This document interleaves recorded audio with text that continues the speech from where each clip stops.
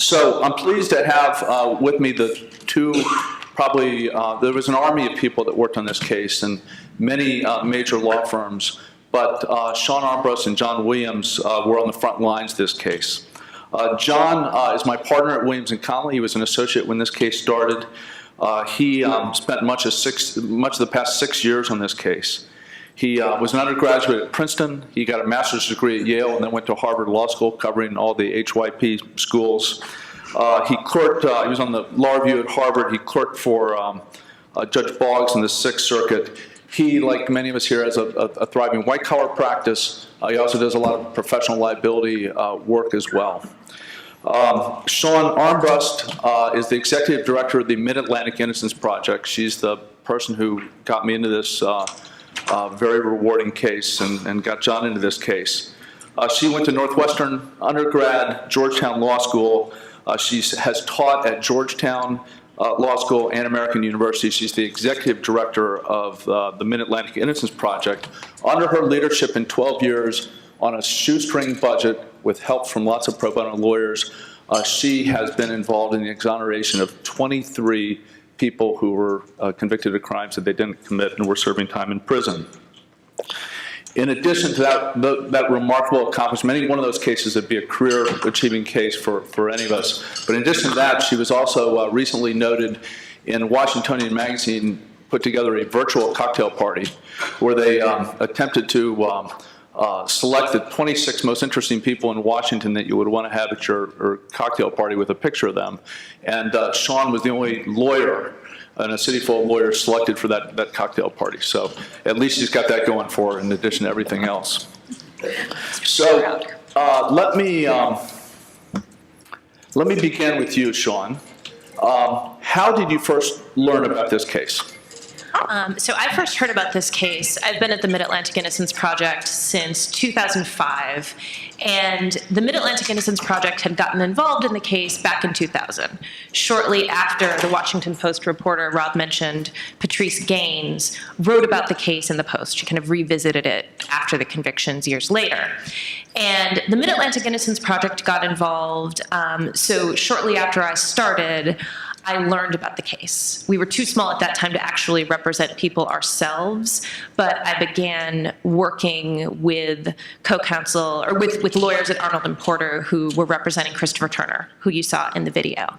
And so my first introduction to the case was a meeting at Arnold & Porter where one of the government's key witnesses was recanting his testimony. And so that was really the first I'd heard about it.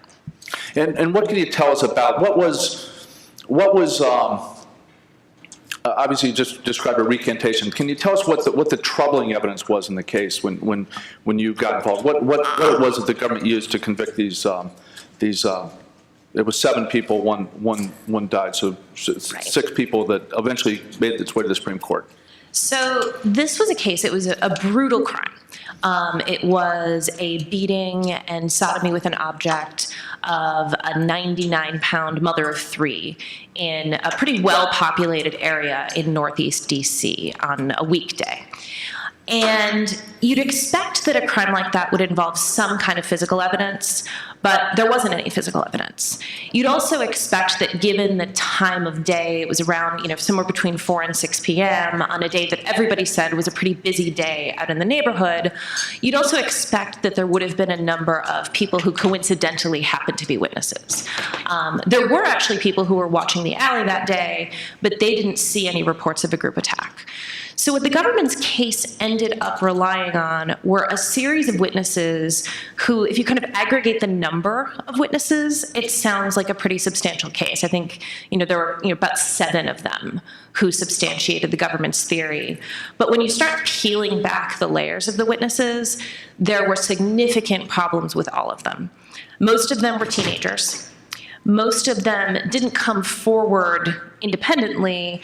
They were, interviewed sometimes up to a dozen times by the police before they were willing to provide statements. Multiple witnesses received deals. Multiple witnesses changed their stories on several occasions. And it's hard to do justice to it without getting into the weeds in the case, which we don't want to do because it's too complicated for this. But suffice it to say, these are witnesses who, with each one of them, when you begin peeling back the layers of their testimony is internally inconsistent, it's inconsistent with each other, it's inconsistent with the crime scene, it's inconsistent with the medical evidence. But because they all agreed to the same basic story, everyone believed them. Were there confessions in the case? Yes, there were also confessions in the case. And who had confessed? So your client, Clifton Yarborough, who was a 16-year-old with a low IQ and a pretty high suggestibility score, confessed to the crime. But he retracted it very quickly and has ever since then maintained his innocence. And there were two other defendants who confessed and ultimately testified at the trial against the 8 defendants, or the 10 defendants who went on trial. And both of them had their own set of problems. One of them, like Clifton Yarborough, was, I don't know how old Calvin Alston was. Was he 18? Yeah, he was a few years older than Cliff, but not much. He was 17 or 18. Yes, and also quite suggestible. He confessed, retracted it, was raped in prison, and immediately decided, his confession was then not suppressed, and so he decided that he was going to plead guilty and cooperate with the government. He got a great deal in exchange for his cooperation. And then the other person who confessed was a man named Harry Bennett, who was, of the defendants, among the more experienced with the criminal justice system. He was also a teenager, and he confessed and not only got a deal in this case, but got a pretty terrific deal in a drug case that involved pretty significant exposure. So of the people who confessed and stuck with their confessions, both of them were freed in this case pretty quickly, I think within 5 to 10 years for each of them. And how'd the trial go in the case? And can you sort of set the scene for the trial just a little bit? So this is an incredibly high-profile case in D.C. So it's 1984. It's a neighborhood that wasn't terrific, but also wasn't known to be particularly violent. So this crime really rocked this neighborhood. It's a neighborhood that's now kind of gentrified a little bit. And even today, when you read the coverage in the Washington Post about this neighborhood, you see reference to this crime as the crime that shook the neighborhood, that changed the neighborhood. And the government narrative of the crime, which it sounds a little bit silly to talk about, frankly, but it ended up being a really powerful narrative. So the government narrative of the crime is that these teenagers were all hanging out at a bus stop, and they were singing a go-go song by Chuck Brown. If you have ever lived in DC or are from DC, go-go is like DC's homegrown music. And these were all kids who hung out at go-go clubs. And so they're singing this Chuck Brown song about how I've got to get me some money. The Godfather Go-Go. Yes. Yeah, Chuck Brown. And I will not sing it for all of you. But they're sitting at this bus stop, singing the Chuck Brown song. They want some money. They see a lady across the street, follow her to rob her, and end up beating and kicking and stomping and sodomizing her and in a frenzy. It's kind of the few years right before that juvenile super predator phase. It's a few years before Central Park 5, as the idea of kind of wilding is starting to become things you hear about in the media. And so by the time you get to the trial, there are so many of these defendants, the crime is so brutal that it is one of the more well-publicized crimes in DC's history. And then you add to that, it's 10 defendants on trial. So the trial is, as you can imagine, an absolute circus. The transcript is painful to read. And the lawyers themselves also added a little bit to the color. So Were there any interesting characters that names people might recognize that were lawyers? So Michelle Roberts, who's currently the head of the NBA Players Association, but before that was known as probably one of the 2 or 3 best trial lawyers in DC. Along with Hank Asbell. Yes. But she was a public defender. This was one of her first big cases, and her client was acquitted because she's Michelle Roberts. And there was also a little bit less evidence against him. And then one of the defendants also was represented by Greta Van Susteren. So it was, not only kind of a circus atmosphere in DC, but it involved a lot of people you're still hearing about today. And you mentioned the Chuck Brown song. Was that a theme that the government played up at trial? Yeah, it was a theme. The idea was that these kids were, they loved this music. They hung out in the go-go's. The initial government theory had been that this was a gang attack, something called the 8th and H Street Crew, which didn't really ever exist, but that was what the government believed at the time. And so it was the idea of these kind of craven teenagers who were a little crazy, kind of bad kids. They wanted some money, and they decided to go get it. To put kind of an exclamation mark on that idea, the prosecutor's rebuttal closing, I think, begins with him. I don't think he probably sang to the jury, but going through the lyrics of the Chuck Brown song, and I believe actually kind of clapping his hands to establish the beat of the song. And I've had the advantage of getting up very early to see the documentary, which is available, by the way. The series is called The Confession Tapes. It's episode 5. It's available on Netflix as of today. And they interviewed one of the jurors who said, I can still remember that song like it was yesterday. And in DC, it's actually a very well-known song. It was recently used for one of the lottery campaigns. Yeah. So it's a lesson on narratives and storytelling and appealing to all the senses, which the prosecution did very well in the case. How long was the jury out, either Shawn or John?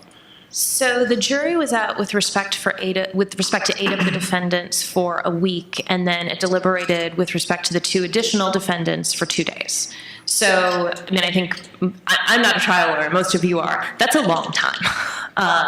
And so it really was a case that the jury took very seriously. And was there a cohesive joint defense? No, there wasn't. Basically, each defendant came up with the theory that maybe some of the other people seated at defense table committed this crime, but my guy didn't. And so you had this, frankly, appalling situation where one defense lawyer would cross-examine and in some instances really eviscerate a government witness, and then the very next lawyer would get up there and build that witness back up, because that witness had not identified their particular client as being at the crime scene. So it's actually in a Washington Post article, though I don't think one written by Patrice Gaines, that one day as the jury was leaving for the day, one of the defense lawyers stormed out of the room and said, well, we've got 3 prosecutors in there now because of how one of the other defense lawyers had cross-examined one of the supposedly witnesses brought by the government. Right. And because the witnesses were all pretty different in their own statements, they all named a slightly different constellation of people and told a slightly different version of events. What ended up happening, and I think you see this a lot in closing, is that the defense lawyers are really ending the trial by each bolstering their pet witness. And so at the end of the day, none of the witnesses, by the time closing is over, really do have their credibility challenged in a consistent way. So was there an appeal from the trial? There was, and the defendants lost. And how long then was it until this case in a post-conviction posture got real traction?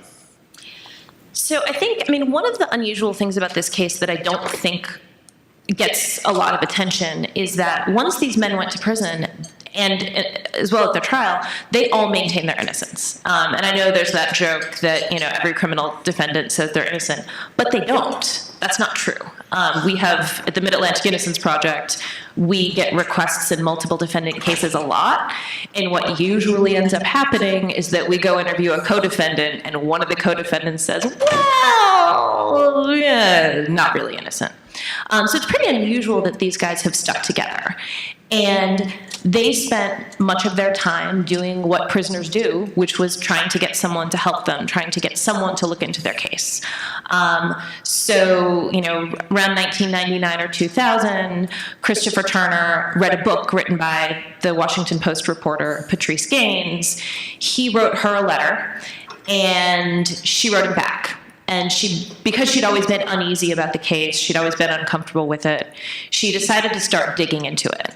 She talked to a couple of the witnesses who recanted, and so she began reporting both on the kind of discomfort she felt about the case at the time and about these new recantations. And that's the point where the Mid-Atlantic Innocence Project got involved in 2000.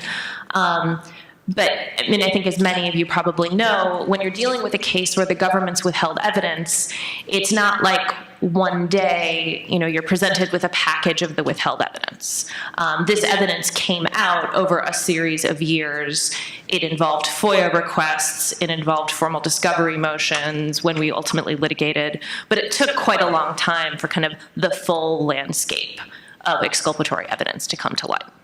And if I could just add very quickly, in the context of post-conviction relief, what we focus on now is obviously the innocence proceeding that we brought and the Brady claims that we presented, because they are some of the strongest claims. But for many of us, our clients had previously brought post-conviction proceedings without the help of any lawyers or anything else.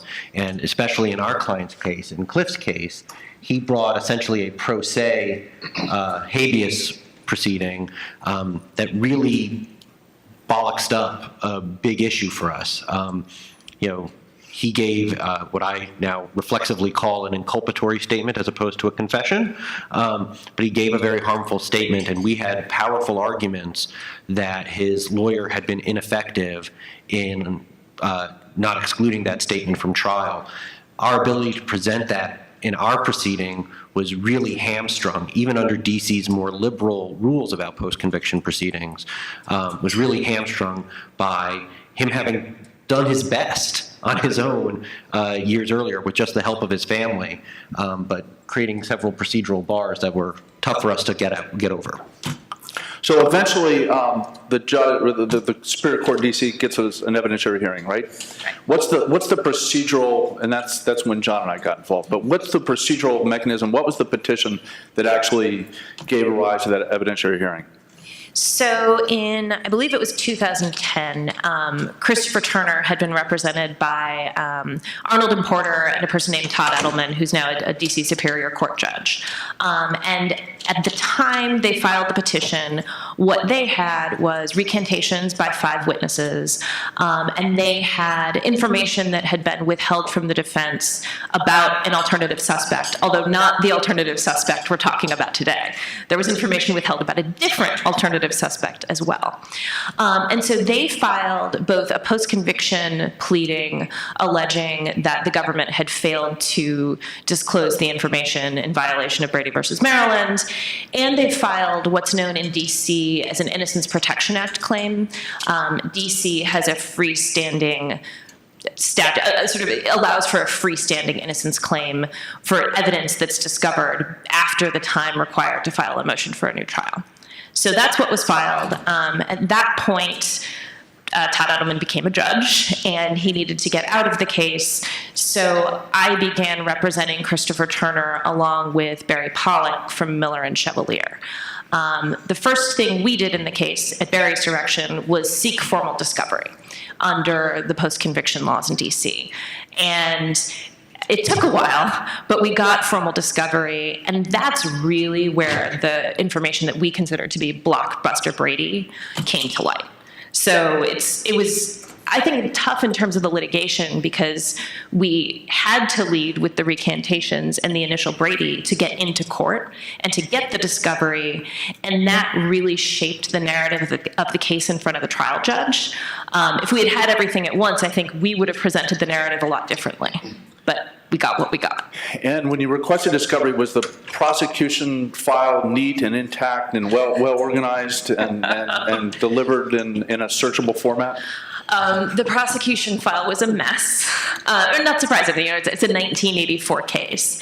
And in a strange way, I actually think that helped us because they had so few documents left in the case, they ended up giving us the prosecutor's case impression memos. And I strongly suspect that some of the terrific things we found in those case impression memos might not have been in other documents we could have gotten in discovery. And so that's really where the good stuff was. And so I think the disorganization there helped us. So I want to stop and make one point clear. Did we ever stand up in court, at least the three of us, and say this prosecutor acted in bad faith that handled the case? Absolutely not. We never did. Not in any court, including the Supreme Court. But so now that I've made that clear that we weren't actually arguing bad faith, tell me what you found when you saw the case impression memos from the prosecutor. Give us some of the highlights. So, I think the most significant highlight was in the case, we'd been working on it for a little while at this point, and there'd always been kind of a character lurking around in the case. This guy named James Mcmillan. James Mcmillan was known in the neighborhood as a bad guy who robbed women in alleys. He was in prison for committing a very similar crime, nearly identical crime, a couple of blocks away. And so he'd always been this person who seemed like a great suspect, but there was nothing tying him to the crime. We worked with a former DC homicide detective who's featured in the Netflix film. And when he went back and looked at the homicide file, he saw a picture of that guy whom he'd helped lock up and thought, this seems like the sort of thing that guy would do. But it was just kind of floating there. There was nothing to really tie it to the case. And so it was, a great idea, but there was no there. But as soon as we got the discovery from the government, it turned out there was some there. We'd always known that there had been a person seen running from the crime scene, stuffing something under his shirt as police were arriving. So we'd always known that, but the government had refused, despite multiple requests, to give the government the name of that person. The person who discovered the victim's body was watching the alley all day. He saw these guys. He actually made an identification. He didn't identify any of the defendants, but the government wouldn't give the defendants the name. Turns out it was that guy, James Mcmillan. And not only did the person who discovered the body see him in the alley, but two additional people saw him in the alley, one of whom had actually dated James Mcmillan and so knew him very well, and concretely described him as acting very suspicious. Like he wouldn't talk to her, he just bolted as the police arrived. That information wasn't disclosed to the defense. The other blockbuster piece of information, and this took us a little while to realize. Can I stop you there on that blockbuster? Yeah. So you've described the fact that Mcmillan was a guy who, at the same time this crime, had committed other crimes against women in the same neighborhood. Where did he live? Right off the alley.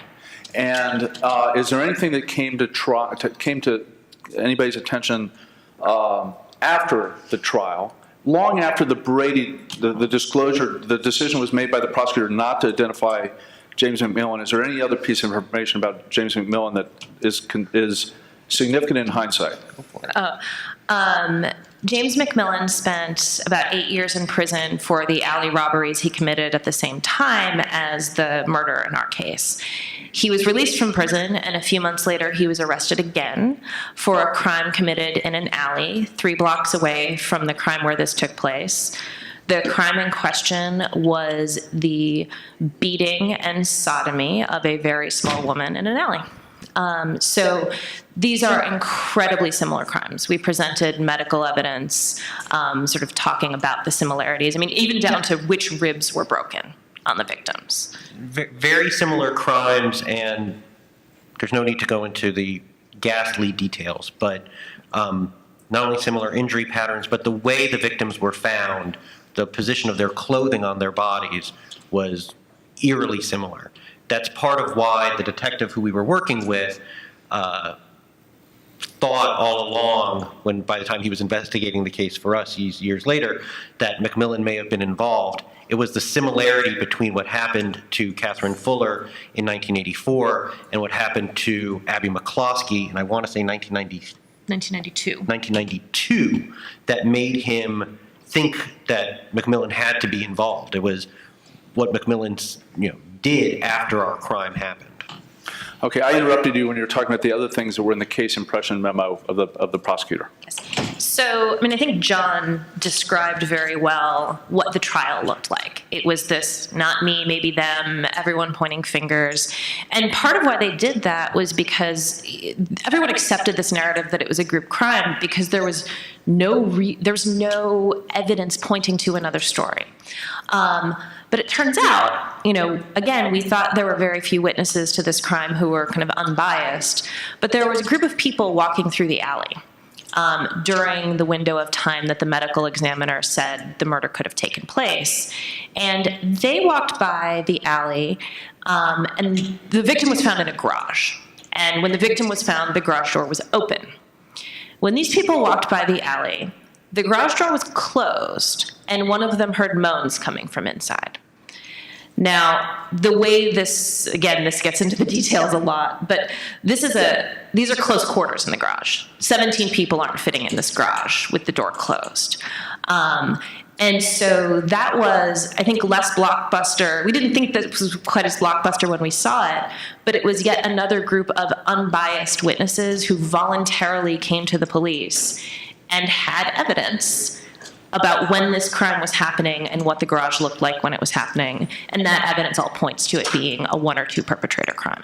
And if the door of the garage was closed, and if that was in fact when the crime was happening, it's inconsistent with this group frenzy, correct? Exactly. I'm sorry, go ahead. No, you go ahead. The prosecutor agreed. That was one of the great things that we got on cross-examination of the lead prosecutor, was he agreed with that. He might have even volunteered it. I still can picture the look on Justice Alito's face when I was trying to explain that to him. He wasn't immediately buying it, but the prosecutor bought it. Right. Well, and it's a great moment in the cross because he says, well, that would only be exculpatory if it was a single perpetrator crime. Exactly. Yeah. So maybe just give us a couple more other highlights of what you found in the case impression memo, and then we'll get to the hearing.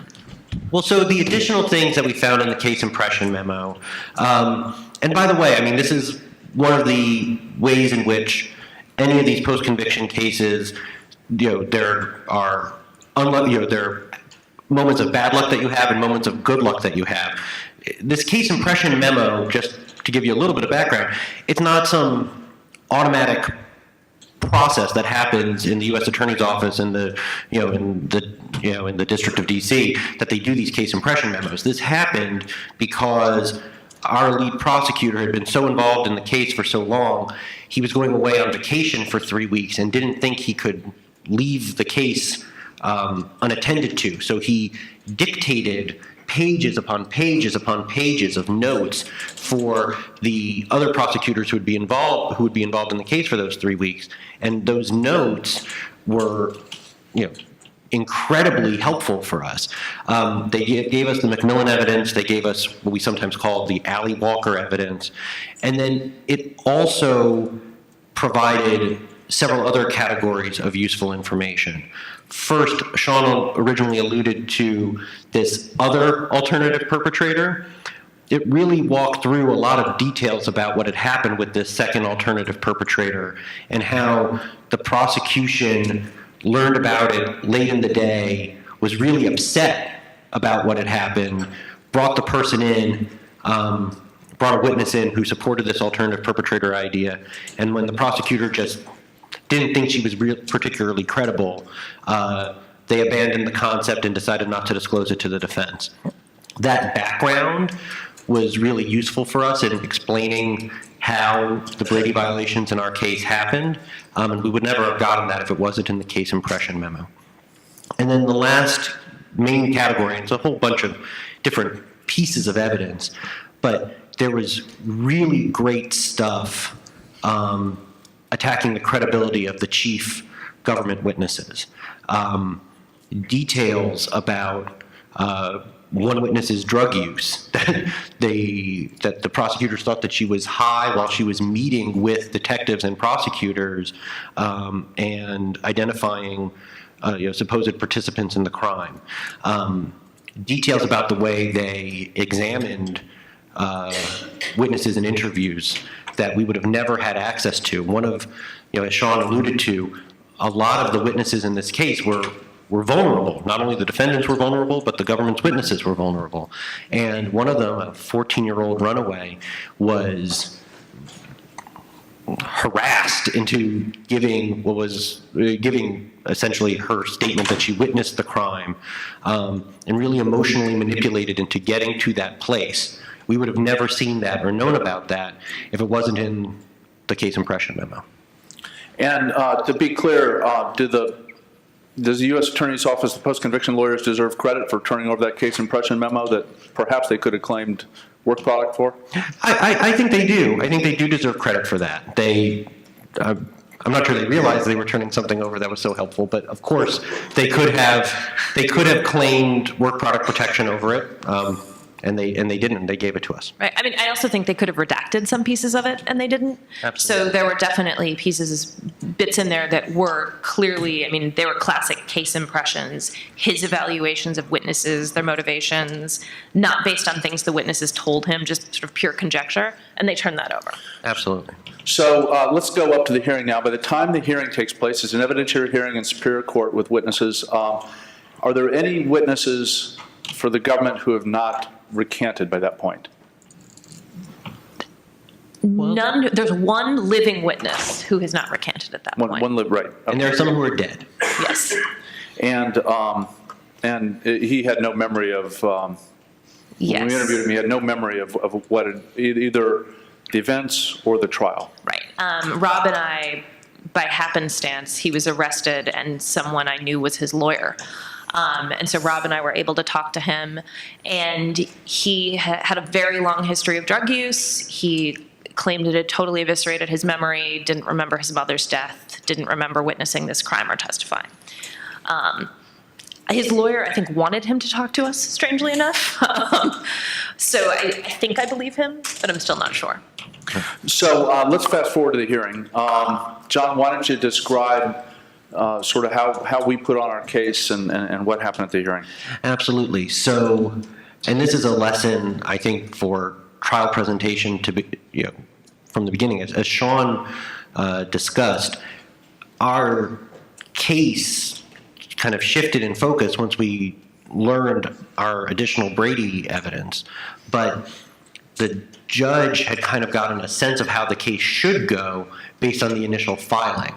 And so the case started, the judge made it very clear he expected us to start with the recantations. So with the statements now by the people who had confessed at trial, including Rob's and my client, he was the very first witness.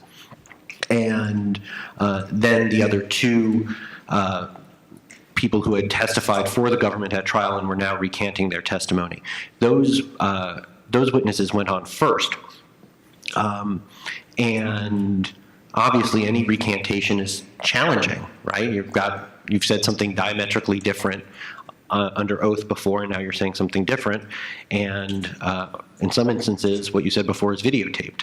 So that was a challenging way to begin the case. And it was frankly very effective that the government lawyers were able to, very early on in the case, position the judge to be focused on this as a recantation case as opposed to a classic Brady case.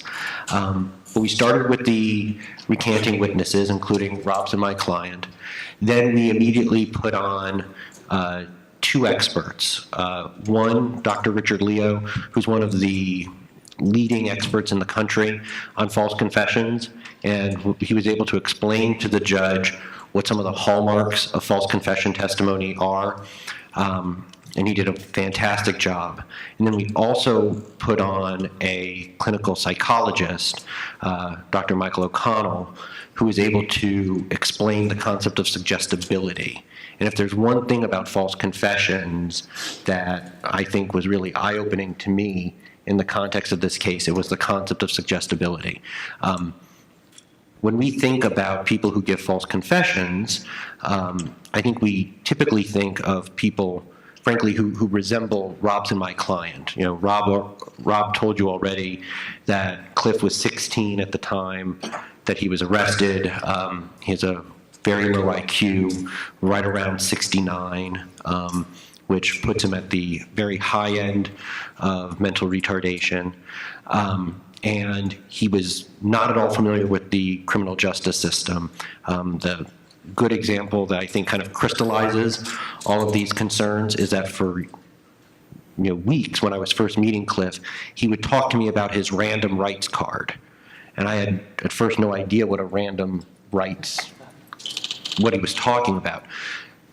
Even after having been in jail for 35 years, Cliff didn't understand the concept of Miranda rights. He thought that this thing that the police had told him about was random rights. And he, Cliff remembers very distinctly in his interrogation, them saying, you are entitled to an attorney, whatever the language is. And Cliff didn't know what an attorney was. He had to be told that an attorney was another word for a lawyer. He had an idea of what a lawyer was. He didn't know the word attorney. That kind of unfamiliarity with the criminal justice system is something that we frequently, I think, associate with false confessions. People who don't necessarily understand the ins and outs of what's happening. But suggestibility is something else. It's distinct, and it applies to all kinds of witnesses, not people unfamiliar with the criminal justice system. It can apply to anybody. Frankly, I worry that I would score very high on the suggestibility scale myself. It is how likely you are to defer to an authority figure on a matter of your own perception. And so the way that they test that is they give somebody, it's kind of a reading comprehension test. They give them this short narrative, and they ask them a bunch of questions based on the narrative. And then regardless of how the person does, the person could get every question right, the person could get every question wrong. It doesn't matter. They then tell the person, look, you really screwed this up. There are all these things that you got wrong. You need to go back and you need to do this again. And then they then suggest to them specific answers. They say, you said that the light was red when they got to the bottom of the hill. It wasn't, it was green, you know that. And then they let them read the story again, and the story will say, the light was red, okay? The story gives them the correct information. But they have them read the story again after they were told everything they did was wrong. They notice the specific things that they were told to do differently, and then they have them answer the questions again. And Cliff scored off the charts on the suggestibility scale. And the most interesting thing to me, the thing that I really learned in the context of this, those witnesses, was that suggestibility is a distinct concept from intelligence. Lots of us are very suggestible or may not be suggestible, and it has no direct correlation with our intelligence. And so we were able to present those witnesses as well. Then we put on other recanters, and we put on a number of other witnesses who had also been interrogated by the same detectives, and were able to talk to, even though they never ended up facing criminal liability, they've gone on to live the rest of their lives, they were able to speak to the kind of pressure that was put on them. One of them, how tall is he, like 6'3"? Charles Sinclair? Big. He's a big guy. They reduced him to tears. He thinks that the only reason why he didn't end up telling the police something they wanted to hear was that his mother was there and was able to come in and break up the interrogation before it went too far. And then, of course, we presented physical evidence, which I think has always been the most important part of the case that shows that the idea that this was a group attack does not match up with what objective evidence there is in the case. The objective evidence indicates that it was a one or two perpetrator attack, not a group attack. And we put on one crime scene analyst and one forensic examiner who was able to provide that testimony. I think, Shawn, you did the direct of the forensic. Yeah, so it was a pathologist who testified about,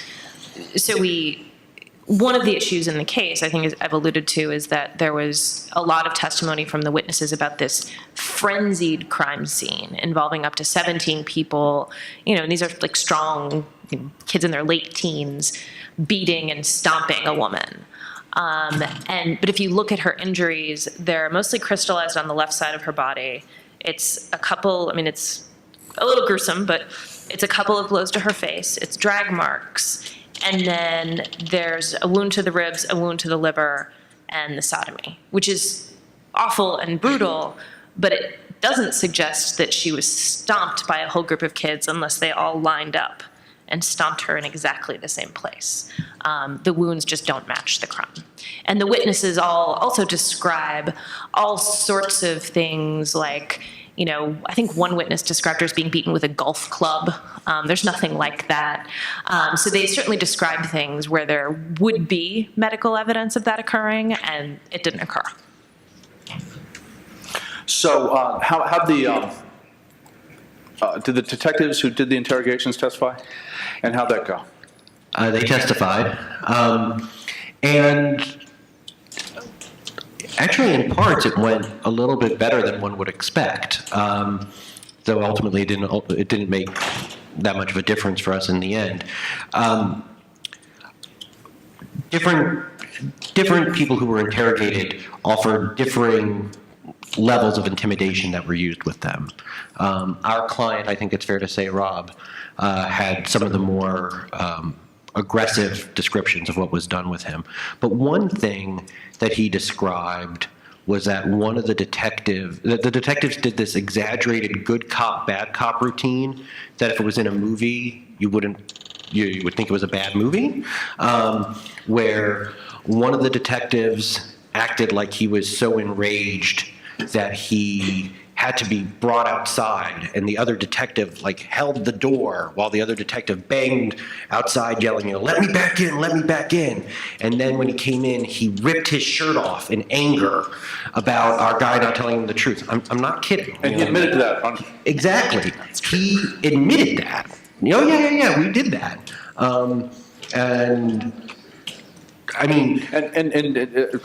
Sorry, no, go ahead. No, didn't I think I did at least one of those processes. You got him to admit to the shirt. I think he also admitted, did he not, that they gave them the impression that if they said what they wanted them to hear, yes, that they could go home, or that it would be much better for them. Exactly, that he was doing these things to convey, and I think it might be a single page of testimony. It lines up very nicely in the record that, I was doing these things to convey that if he told me if he told us what he wanted to hear, things would go better for him. And then the prosecutor testified too, correct? Yes. And what did he make any acknowledgments that were helpful to us? Well, he acknowledged that the garage door being closed would have been useful for the defense. He acknowledged, first and foremost, he acknowledged that the evidence that we were claiming was withheld was in fact withheld, right? You're dealing with a case that by the time of our hearing is almost 30 years old. We don't have complete defense files. For some lawyers, most of the lawyers, we don't have any files, right? And so we thought all this stuff wasn't disclosed because we would have thought that it would have come up in the hearing if it had been, in the trial if it had been. But we didn't know that, and so he got up there on the stand, he said, yep, this first alternative perpetrator, just so you guys know, they're both named James. The guy that we focus on is James Mcmillan, but there was another guy named James Blue. Yes, I interviewed the witness who put James Blue at the crime scene. I didn't believe her, and yes, I did not disclose her. disclose her existence. James Mcmillan, yep, we did not disclose his existence. And one of the interesting things about the testimony, and this is for sort of future implications, is that, he really stood by his decision not to turn over the evidence, in a sense. He really didn't believe it was exculpatory. And the decision in this case, as most Brady cases do, hinged on materiality. But this is a case where the prosecutor really did make conscious decisions not to disclose these things because he did not, and I think still doesn't believe that the information was truly exculpatory. So what was the trial judge's decision after this 16-day hearing? He issued I want to say 24-page single-spaced opinion where he ruled against us on every ground you could imagine. Is that fair? That is fair. Yeah. Our client, Rob's and my client, Cliff Yarborough, is many things. He is a gentle soul. Okay, and suddenly in this finding by a Superior Court judge, he was conniving. Just somewhat surprising rulings, but he ruled against us on the Brady claims, essentially saying that none of this evidence would have made a difference because to believe our withheld evidence had probative value, you would have had to believe that all of the government's witnesses were lying. There was the same grounds for denying the Innocence Protection Act claims, and he also held that Cliff's confession should have been admitted, even though, despite Cliff's, limits in mental function. And I think the tricky thing, and this is sort of, again, where narrative comes into play, is that, he had focused the hearing on the recantations from the beginning. And so the way his opinion begins is this case rises and falls on the credibility of these recantations.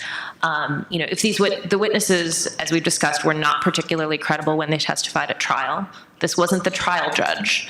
And so they weren't all terrible, but they're not they're not men and women who look great on a witness stand. And so when they testified, it was a bit rough. And so the way the opinion's written is that the innocence claim hinged entirely on the recantations. He didn't really factor in the Brady evidence as evidence of innocence. Then, of course, in the Brady claim, he was in large part able to say the evidence wasn't material because he didn't believe the recanters, so he thought their trial testimony was more credible. And then the other thing that, procedure is really tough in these cases. It's pretty Byzantine. The evidence of James Mcmillan's later crime isn't relevant to the Brady analysis. We argued that it should be, but it's not. And the theory was, why did he hold that it was not relevant to the Brady analysis? Because if the prosecutor's making a decision about the materiality of evidence, how can the prosecutor possibly know what things might make it material 8 years after trial? So if you're evaluating the prosecutor's brain, it's not really fair to hold the prosecutor responsible for what happens later. We argued that if the prosecutor's making the decision not to disclose, they should have to live with what that means. Yeah. But we did not win. Yes. So was an appeal taken? Yes, there was, Rob. And to what court? To the D.C. Court of Appeals. And how'd it go? Well, we had to go to the Supreme Court, so it didn't go that great, Rob.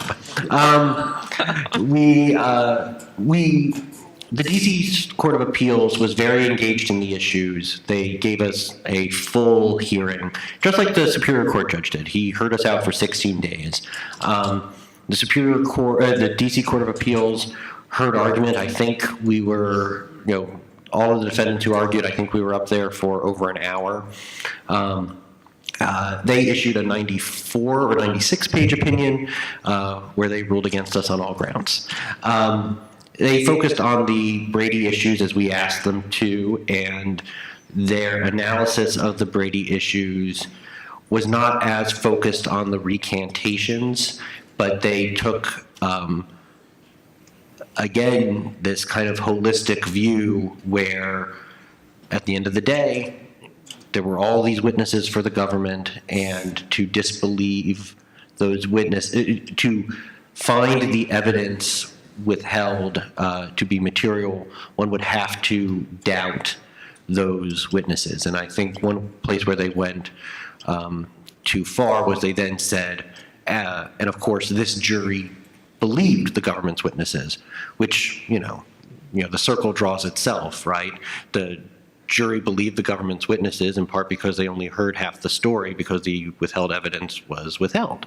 So, that is a problem, but that was the ultimate analysis. And how did the D.C. Court of Appeals handle this issue of the prosecutors, whether the subsequent nearly identical murder by the alternative suspect who was not disclosed, whether that could be factored into the materiality analysis? They agreed that it could not be considered in the materiality analysis for essentially the same reason. The way they looked at it was, if it wasn't evidence that you could have used at trial, it cannot have been material, which I think is a different argument than we were trying to present, which is, of course, we weren't saying that Mcmillan's 1992 murder was itself material evidence. We were saying that the 1992 murder should be considered in evaluating the withheld evidence at the time, which is different. And I think the foundational reason why you should consider that is that you should consider the materiality of the evidence when the evidence is disclosed. If the government wants to roll the dice and not turn over favorable evidence to the defense, by the way, that's a gamble that often works in the government's favor, right? Because witnesses' memories fade, evidence gets lost, et cetera, et cetera.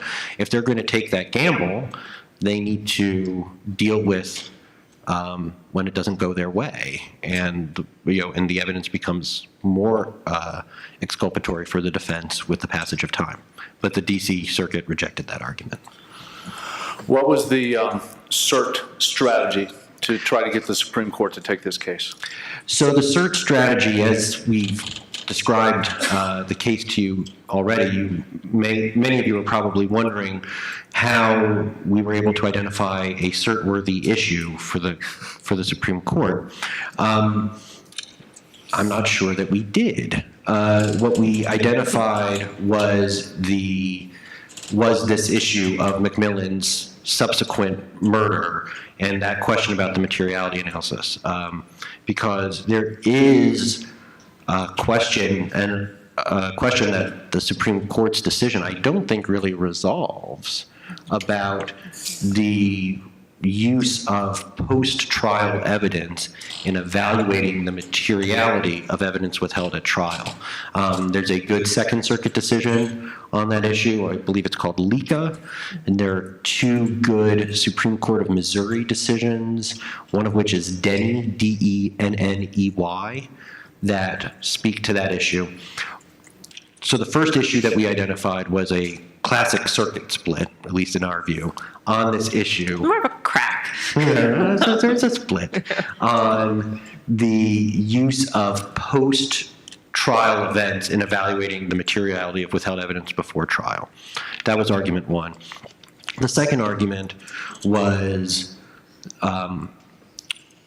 that alternative perpetrator evidence is so essential to any criminal case, street crime criminal case, that its exclusion should give rise to a new trial. And that was, we tried to frame that as it being inconsistent with the court's previous decisions, but the goal of that argument was to suggest to the court that there was an error that needed to be corrected. So I think I've got these numbers right. I was counting up. I think before our case, there were 15 Brady cases before the U.S. Supreme Court. And I believe that they found for the defendant in 12 of those 15 cases. Thank you for pointing that out, Rob. So not to make ourselves feel bad, but when cert was granted in the case, what was our reaction? We were, yes, and overjoyed. The court didn't only grant cert, the court reformulated the question presented, which, as many of you probably know, is not the usual course. When you find out that a case has been taken by the Supreme Court, it's usually one line in an order that just says, the petition in case, Jones versus Bluth is granted. Our case, that didn't happen. They granted it, and they immediately reformulated the question presented outside of what we had asked to be simply whether petitioner's convictions must be set aside under Brady versus Maryland. So they opened up the question. They suggested that they were interested in a factual inquiry as to whether or not the materiality standard had been satisfied, and we were quite hopeful. Yeah, and this is not a case that, again, there's no big question of law, and it's also not an easy case for a criminal case. It's, I'm sure for all of you, 10,000-page records are nothing. In street crime land, that's not what happens. So this is it's a difficult case for them to wade into. So I think we were all pretty optimistic when they granted cert, because why else would they grant cert? Had been the thinking. And did that affect the briefing strategy? This optimism and also this reframing of the question differently than we presented in the cert petition? The reframing of the question presented really affected the briefing strategy. Our view was that the court was interested in getting to this ultimate materiality question, and that is the way we briefed the case to them.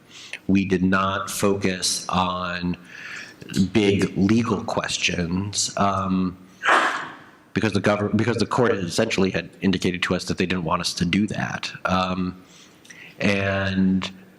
So yes, we briefed the case around the kind of straight up question: is this evidence material?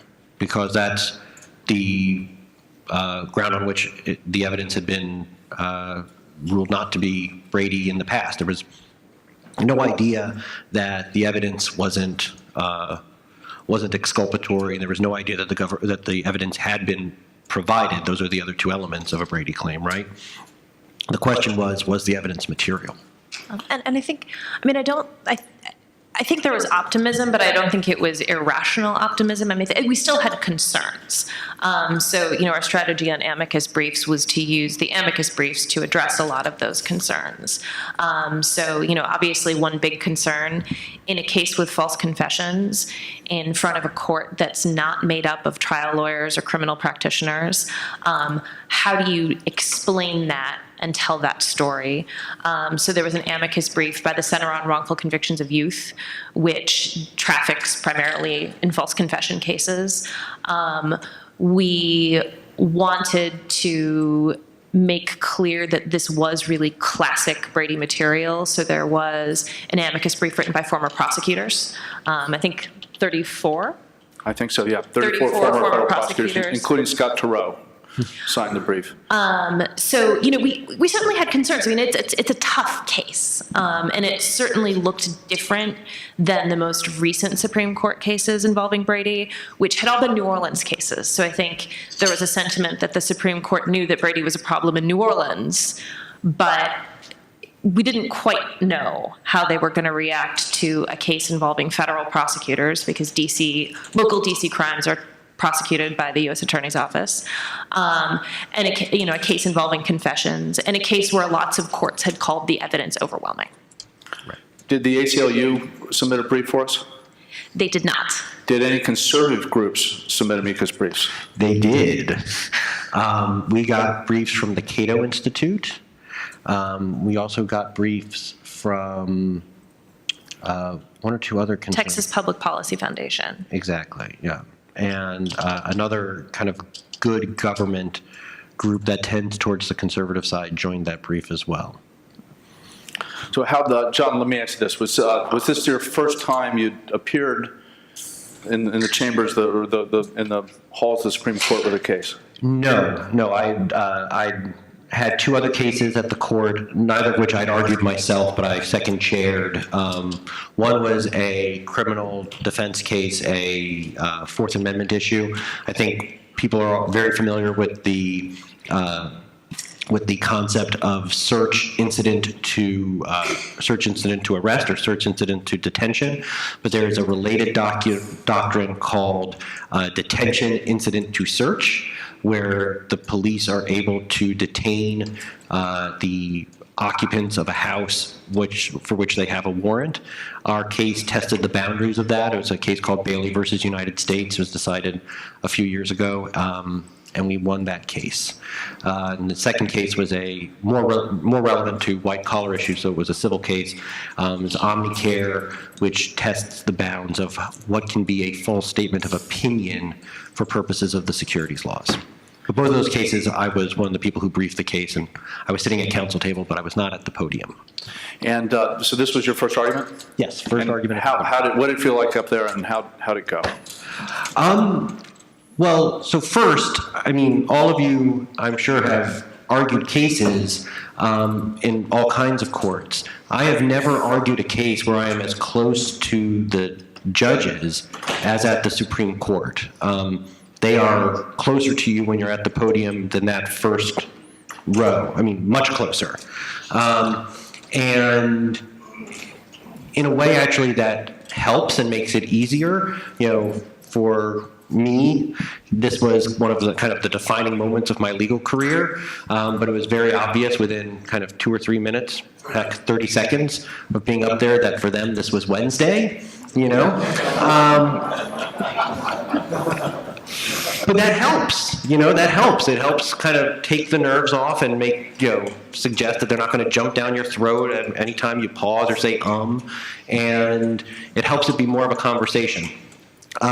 So the argument, because it was such a factually intensive case, the questioning did not go the way I think a lot of Supreme Court arguments go. At one point, Justice Kennedy apologized for asking me a question because he knew I had so much to get through. It's kind of, well, no justice, you know. The whole point of me being here is for you to be able to ask questions, especially you.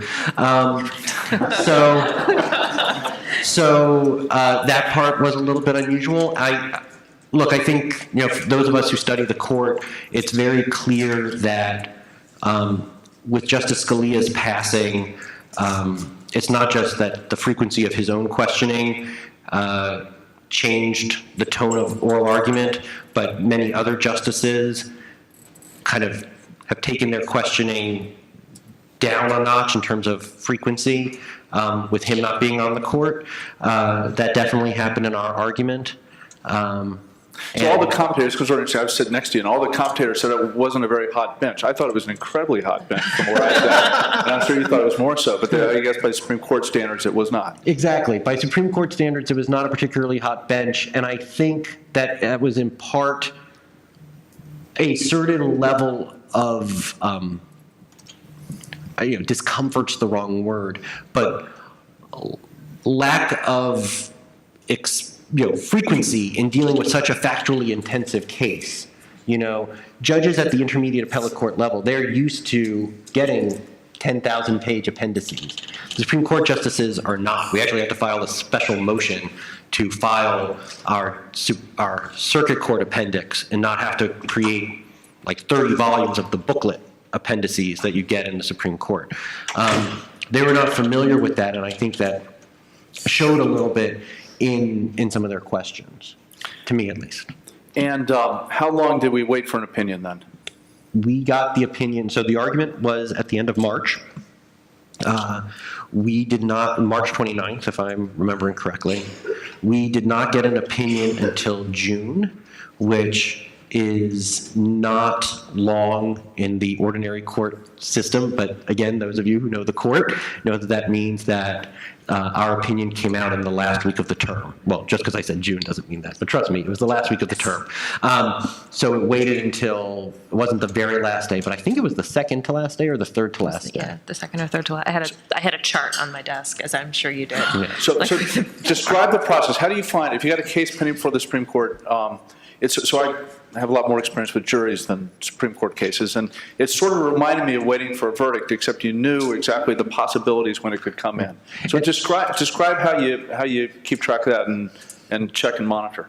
And by the way, it says something about Rob's practice, that in the morning on the day of the argument, he was sitting next to me at counsel table at the Supreme Court, and in the afternoon, he was in front of a jury in the D.C. District Court, both on the same day. I don't think there are that many practitioners who do both of those on one day. But You did the heavy lifting that day. the way it works is, so first, the way you find out that the court has granted cert, traditionally you find out when the order list comes down, and you check the docket, or you go on SCOTUS blog, which usually gets it a few minutes beforehand, because they have somebody in the press room, and you quickly scan to see whether or not your case is granted or not. Our case was unusual in that the reason for it is mechanical, and the Supreme Court, as I'm sure many of you know, there are the written rules, and then there are the whole set of unwritten rules that the people who practice there all the time know and don't tell the rest of us about. But we got a call. I got a call from the Supreme Court clerk's office telling me that the court had just granted cert and giving me various information and deadlines, and I was in such shock that later on people would ask me questions about what the clerk had said to me. And I said, look, guys, all I have is this piece of paper. I don't remember anything that was said to me. If it's not on this piece of paper, I can't tell you, because I was so surprised as it was happening. Then the process itself, there are specific days, it's usually Mondays, I believe, or Tuesdays, where the court is going to release decisions. You monitor it as best you can. I found it was a good thing that I have two screens in my office, because I used one for the Supreme Court website and the other one for SCOTUS blog. On different days, different ones would be faster. We had our interns divided between the two in case anyone's computer failed. So we made the interns monitor in addition to everyone in the office monitoring. But then when it happens, it's, for us, it was the live blog on SCOTUS blog. It said, the next opinion is Turner versus United States. It's an opinion by Justice Breyer. And then a minute later, not a minute later, 30 minutes, the decision is affirmed. And only after that were we able to see the opinion. So it was a few cuts. And what was, so Justice Breyer wrote, which might have given some of us maybe less informed a little more hope, because I thought maybe he'd be more sympathetic to criminal defendants. He wasn't in this case. Right. But what was the breakdown of the decision? Then can you just describe the majority and then talk a little bit about the dissent? It was a 6-2 opinion. Justice Breyer wrote the majority, and Justice Kagan wrote a dissent that was joined by Justice Ginsburg. And the majority opinion, looked in a lot of ways like what we'd seen before. The holding was that the evidence wasn't material, and the basic theory was, again, despite this evidence that was exculpatory, how could that evidence possibly have overcome the overwhelming evidence that the government presented at trial? And the dissent, I have to say, Justice Kagan's dissent is, it's beautiful. I just wish it was the majority. But she got it. She really understood the power of storytelling at the trial and what one story looked like as opposed to another, and what it means for the defense to have a story as opposed to not have a story. And so she really understood that. I think it was pretty clear at oral argument that both she and Justice Ginsburg understood that, but that, it's a pretty short opinion from the court. Yeah. Which I think ultimately inures to the benefit of defendants. Yes. So what are the lessons, Shawn, let's start with you. What are the lessons for your organization, the work you do from this case and from this decision? So I think for us, the first DNA exoneration was in 1989, and we've now had 300 plus DNA exonerations. But cases like this, I think, make fairly clear that we in the innocence world need to do a better job of translating the lessons we've learned in those DNA cases to cases where we don't have scientific proof of innocence. So we've seen multiple false confession cases in the DNA context. This case looks a lot like the Central Park Five. I was joking, without the DNA or the confession from the real perpetrator. But it looks like a fair number of the DNA exonerations, but when there's scientific proof, I think people can often reluctantly accept that something has gone wrong, but where there's not scientific proof, there's still a significant stumbling block. I think we also really struggle in cases that involve, I'm calling it prosecutorial misconduct, although in a room of prosecutors I would find a different word. But I think in those cases, it's also particularly hard. In most innocence cases, most judges are former prosecutors, and so convincing judges and also convincing prosecutors not to oppose you and to kind of open the jailhouse doors is a very difficult thing to do. People are reluctant to do it. And so I think, what this case has taught me is that in the innocence world, we really do need to be doing a better job of communicating problems like false confessions, incentivized witnesses, prosecutorial misconduct. And I think, it's very easy to sit around for a few days and say, they're all jerks, but that doesn't really get you anywhere. If you're running a company and you're trying to sell something and no one's buying it, you don't call the customer a jerk. You reevaluate your sales strategy. So I think one of the things we need to be doing in the innocence world is thinking about how we're telling these stories and how we're talking about these issues. If I had a budget, I'd do message testing, but I don't. So I think, that's one of the big lessons for me. And I think the other big lesson is that discovery problems aren't going to be fixed by the Supreme Court.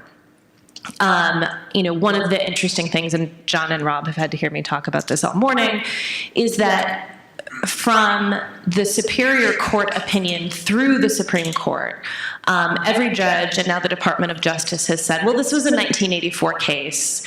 This would be disclosed now. We've fixed this problem.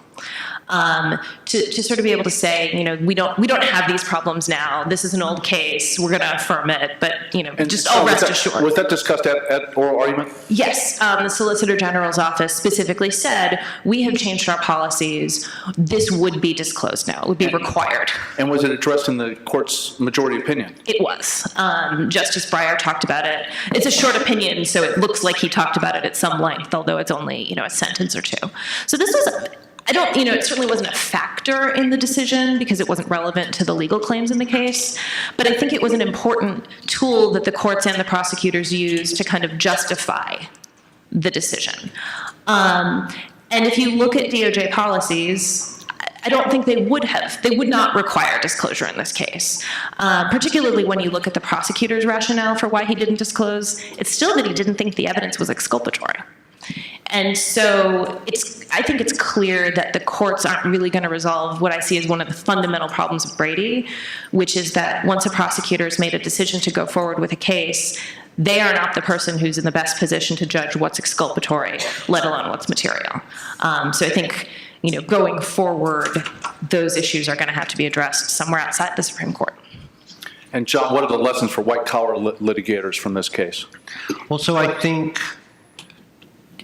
one is a discovery issue, which is, it touches on what Shawn just concluded with. What you consider to be Brady isn't necessarily what the prosecutor considers to be Brady.